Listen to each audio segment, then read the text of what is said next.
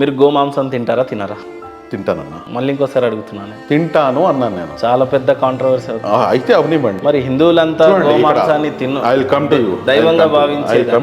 చూడండి, ఒక విషయం అయితే నేను మీకు చెప్తాను. అదేంటంటే నేనైతే ఏం చెప్తానంటే, ఏదైతే మన ఆవు ఇది ఉందో జంతువు ఉందో దాన్ని మీరు జాతీయ జంతువుగా మీరు ప్రకటించండి. నంబర్ 1. నంబర్ 2, పూర్తిగా నిషేధించండి. నేను మీరు తింటారా అంటే తింటాను అని చెప్పి స్పష్టంగా ఎందుకు చెప్పానంటే, నా ధర్మం నాకు తినే పర్మిషన్ ఇచ్చింది.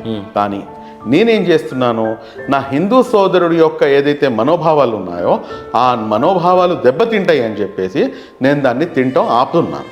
కానీ నేను ఎంతవరకు ఆపుతాను, ఇంకోళ్ళు ఎంతవరకు ఆపుతారు, అది అవైలబిలిటీ ఉన్నంత వరకు తింటూనే ఉంటారు. కానీ మీరు ఒక తెలిసిన నాగరికత అంటే నేను మానేశాను. కానీ నేను కావాలని చెప్పేసి మీకు ఆన్సర్ ఇచ్చాను. అలా ప్రతి చోట కూడా విచ్చలవిడిగా దొరుకుతుంది. మీరు దాన్ని అన్నింటినీ ఎందుకు బ్యాన్ చేయరు? మీరు సిన్సియర్గా ఆలోచిద్దాం.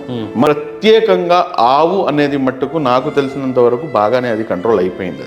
మేము 100% we are ready to be with them. ఎందుకంటే మీ సెంటిమెంట్స్ని రెస్పెక్ట్ చేయాల్సినటువంటి బాధ్యత మాది. 100% రెస్పెక్ట్ చేస్తాము, అందులో డౌటే లేదు. మీ గోమాంసం తింటేనే నేను ముసల్మాన్ అని చెప్పేసి ఎక్కడా లేదు.